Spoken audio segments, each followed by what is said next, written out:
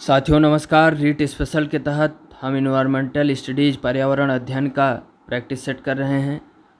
महत्वपूर्ण क्वेश्चनों को देख रहे हैं और सीखने का प्रयास कर रहे हैं। आइए कुछ और क्वेश्चनों को देखते हैं और सीखने का प्रयास करते हैं। क्वेश्चन नंबर 1 देखें तो हमारे देश में वन महोत्सव दिवस मनाया जाता है। तो 1 जुलाई को मनाया जाता है वन महोत्सव दिवस। जल जनित रोग है तो जल जनित जो यानी जल से जो होने वाले तो छोटी माता, रक्ताल्पता, मस्तिष्क ज्वर, अतिसार। तो अतिसार जल जनित रोग है। वायु प्रदूषण का कारण है कीटनाशक, सीवेज, धुआं, ध्वनि विस्तारक। तो धुआं जो है वायु प्रदूषण का कारक है। निम्नलिखित में से किससे कुनाइन नामक दवा प्राप्त की जाती है? तो ये सिनकोना प्लांट से कुनाइन नामक दवा प्राप्त की जाती है। 71% पृथ्वी का तल ढका हुआ है तो यह जल से ढका हुआ है। विश्व में जल संकट का प्रमुख कारण है तो नगरीकरण जल संकट का प्रमुख कारण है। कौन सा सदाबहार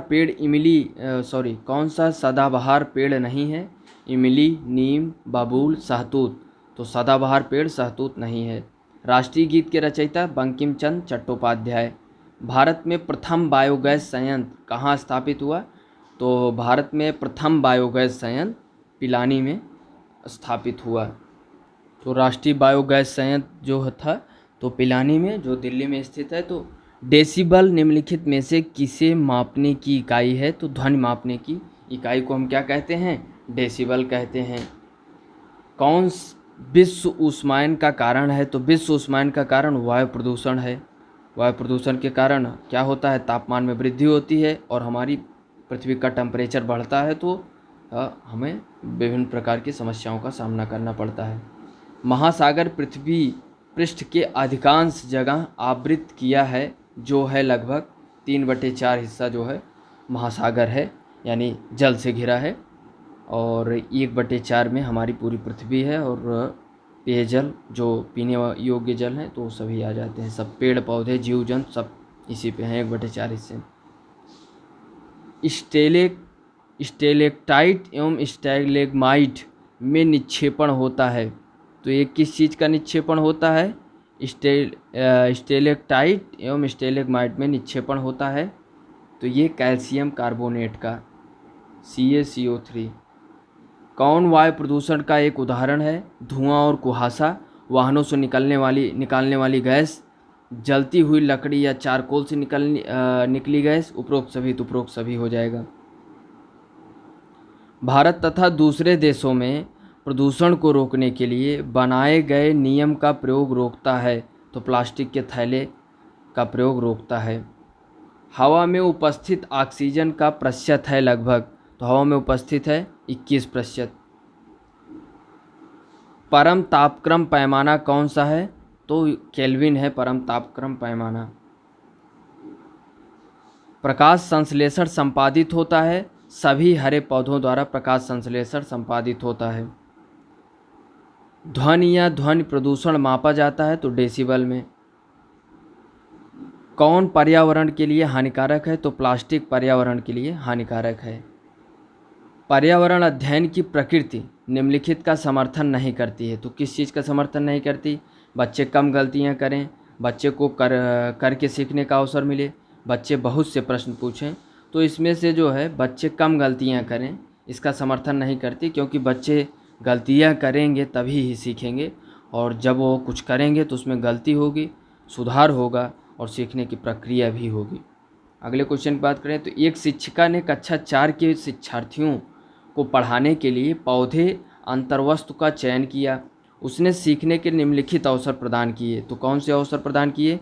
समूहों में पत्तियों का संग्रह करना, पत्तियों के आकार, स्वरूप और अन्य विशेषताओं पर चर्चा करना, अपना वनस्पति संग्रहालय बनाना। इस प्रकार की गतिविधियों हेतु शिक्षिका को किस बात के लिए सबसे अधिक प्रोत्साहन नहीं देना चाहिए? यानी जितना अधिक पत्तियों के बारे में संभव हो उतना उनके नाम याद करने में बच्चों की पहल, बच्चों के द्वारा कार्य का विस्तार, बच्चों का निरंतर गतिविधियों में लगे रहना, बच्चों की परस्पर क्रिया, अवलोकन और सहयोग। तो क्या इसमें है कि शिक्षिका को किस बात के लिए सबसे अधिक प्रोत्साहन देना चाहिए? तो सबसे उपयुक्त विकल्प हो जाएगा जितनी अधिक पत्तियों के बारे में संभव हो उतना उनके नाम याद करने से बच्चों की पहल। तो ये जो है यानी हमें क्या बताना था इसमें कि प्रोत्साहन नहीं होना चाहिए, जैसे प्रोत्साहन नहीं देना चाहिए। तो ये कि भाई उतना उनके नाम याद करने जैसे एनसीएफ का और सभी तमाम प्रकार की सुधारों का एक ही उद्देश्य रहा है कि रटंत विद्या को हमको दूर रखना है शिक्षा से। जिसमें यही स्पष्ट रूप से ये विकल्प हो जाएगा। बाकी सभी में क्रियाकलाप है, बच्चा धीरे धीरे सीखेगा, तो और सभी क्या हैं, सही है। तो ये सब प्रोत्साहन देना चाहिए, विकल्प ए के प्रोत्साहन नहीं देना चाहिए। शिक्षार्थियों का आकलन करते समय पर्यावरण अध्ययन की शिक्षिका को निम्नलिखित में से क्या नहीं करना चाहिए? बच्चे के पूर्व आकलन के साथ तुलना करना, शिक्षार्थियों को सीखने की क्षमताओं को ध्यान में रखकर सूचना दर्ज करना, बच्चों के कार्य के केवल कुछ पक्षों पर ध्यान केंद्रित करना, बच्चों के कार्य से संबंधित गुणात्मक उल्लेख करना।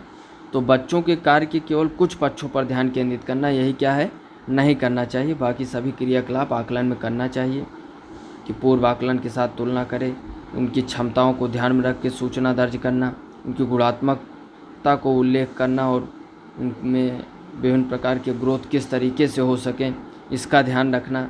अगले क्वेश्चन की बात करें तो प्राथमिक स्तर पर पर्यावरण अध्ययन में समुदाय सीखने सिखाने का एक महत्वपूर्ण संसाधन है, क्योंकि तो यह एक बहुत सस्ता संसाधन है, यह आसानी से उपलब्ध होने वाला संसाधन है। बच्चों के कार्य के केवल कुछ पक्षों पर ध्यान केंद्रित करना, यह वास्तविक स्थितियों में सीखने के अवसर उपलब्ध कराता है। भारत के मानसून का वर्णन करने वाला अरब विद्वान अल-मसूदी है, ये क्वेश्चन हो चुका है।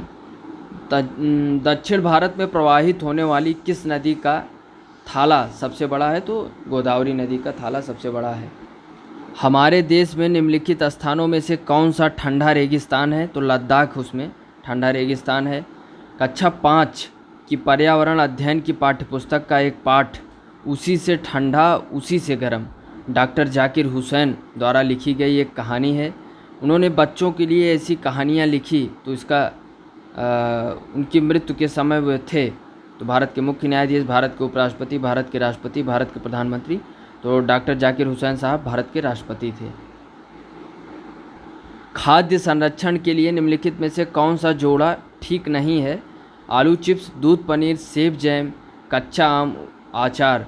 तो इसमें से दूध पनीर जो है ये जोड़ा सही नहीं है खाद्य संरक्षण के लिए, क्योंकि पनीर भी 2 से 3 दिन में ख़राब हो जाएगा। तो आलू चिप्स, सेब जैम और कच्चा आम का अचार, तो ये जो है बहुत अधिक दिनों तक उपयोगी हैं। भारत में दक्षिण पश्चिम मानसून का समय सामान्यतः कब से कब तक होता है? दक्षिण पश्चिम मानसून का समय तो जून से सितंबर तक दक्षिण पश्चिम का मानसून होता है। तो यह रहा साथियों प्रैक्टिस सेट। हमने विभिन्न क्वेश्चनों के माध्यम से सीखने का प्रयास किया, पर्यावरण अध्ययन के लिए क्वेश्चनों को देखने का प्रयास किया, किस तरीके के प्रश्न हो सकते हैं। तो ये सब रहे प्रश्न, आगे भी हम अन्य प्रश्नों का करने का प्रयास करेंगे। धन्यवाद, जय हिंद।